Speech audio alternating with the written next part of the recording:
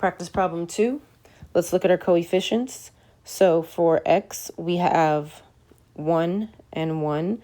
And for y, we have 6 and 4. So we're going to be dealing with our x's. But 1 is positive and 1 is negative. So since they're different signs, to get them to cancel out, we're going to add these equations together, right? Because a positive 1 and a negative 1 cancel out to make 0. And then I have 6, and I'm adding 4 negatives, so that's just 6 minus 4, which is 2y. And then I have 4 plus a negative 2, which is just 4 minus 2, which is 2. Divide to isolate the variable. Y is 1. Which equation? I guess I'll use the second one. Neither one looks very easy, so I'll just pick this one. So I'm using 1x minus 4y equals 2.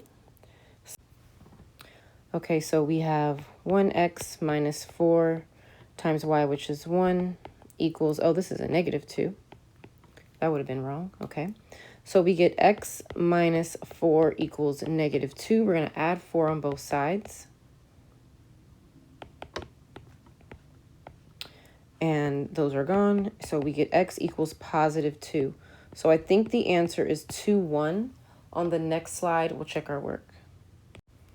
All right, so we think the answer is 2, 1. Remember, the first number is x. The second number is y.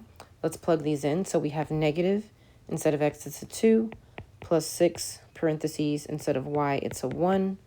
This is negative 2 plus 6, which is 4. So the first equation checks out. Second equation, we have x. We put a 2 in its place.